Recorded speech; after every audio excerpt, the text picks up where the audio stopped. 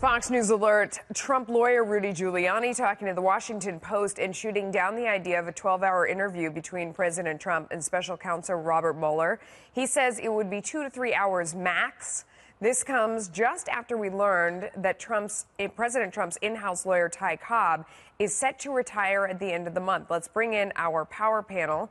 Founder, president, and CEO of Petconis Strategies and former Hillary Clinton campaign staffer Zach Petconis, and former Republican Utah Congressman, Fox News contributor Jason Chaffetz.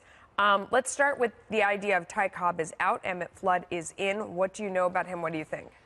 Well, I think Rudy Giuliani sounds like he's got the helm here and is really driving and making a lot of these decisions. Like, he's a powerful personality, and he has known President Trump for a long, long time. They have a decades-old relationship. I think there's a great deal of respect there, and I think the presence of Giuliani is helping to shake up the rest of the legal team. At least that's my best guess. That's an interesting way to spin it, because of course, or to look at it, I should say, because of course, Rudy Giuliani is leading his personal outside counsel for the president. Now we have the new immersion of Emmett Flood to come in and represent the office of the president, as you know, in a formal way.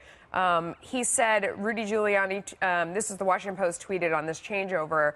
Legal team had a long talk last week. The president let us know that he had Emmett coming in for an interview. We talked it through. Jay had the most to do with it. That's got to be Jay Sekulow.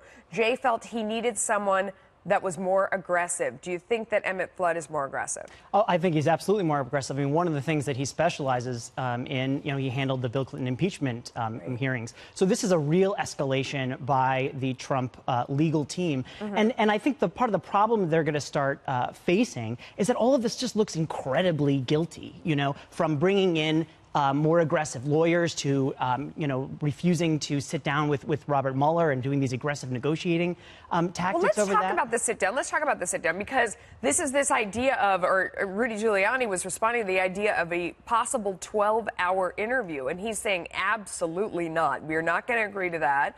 It's got to be a lot narrower. You've got to really narrow down the questions in that laundry list of 50 that we saw yesterday, and it's going to be 2 to 3 hours max. Does he have the power to shape that, do you think? Oh, absolutely. I mean, that laundry list, as you call it, of questions, there are a lot of things that have absolutely nothing to do with the appointment of the special counsel. There are a lot of things that the president clearly has the constitutional authority to execute on, but they've got to narrow the set of questions. And I think when you're the president of the United States, to limit the amount of time is a very reasonable thing to do. I bet you disagree. I do disagree. And I think, look, if you want to act like you have nothing to hide, act like someone like Hillary Clinton, who, for example, sat before the Benghazi committee for 11 hours answering any question that came her way. That's what you do when you have nothing to hide. A grand jury sitting there and the power to put her in jail. If they would treat this the way they treated Hillary Clinton, they gave immunity to the 5 people that were right around her. They wrote the exoneration before they actually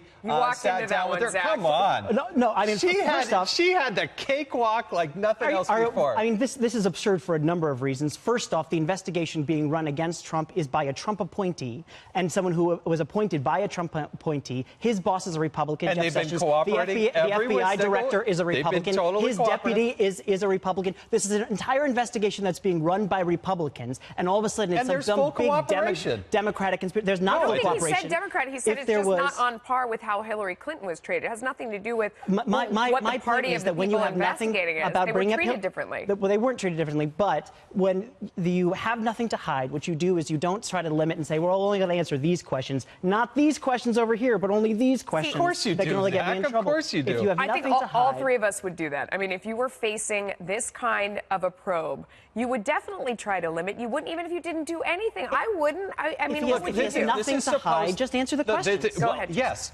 But there has to be probable cause on something that they broke the law on. This is a fishing expedition. Dan Bongino, I think, said it really well. They're just going after Trump, and they're trying to lay out everything they can possibly do. There has to be actual evidence of a law being broken. There is evidence of law being broken. There are What's your best evidence? There are 2 pieces of this. First off is obstruction of justice. It's firing the FBI director who Rod Rosenstein's the one that made that recommendation. No, that's not true. That's not true. In fact, Donald Trump went on TV and said, regardless of the recommendation, he was going to fire him, and he was firing him because of the Russia investigation. Let's address that, because a lot of people say that that's Article 2 of the Constitution. It is within he can fire his whoever right. He wants.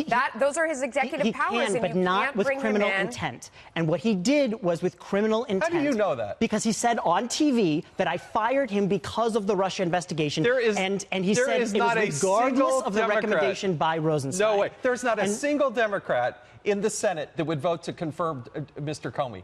Every single one of them would vote against him. That has literally nothing to do with the fact that Donald Trump him. went on television and said he fired FBI Director James Comey to stop the Russia investigation. No. That is a crime. So he's saying that if the intent there was to stop the Russia investigation because he did something that was illegal and colluded with Russia, that's the only way that that's criminal intent. But look at James Comey's.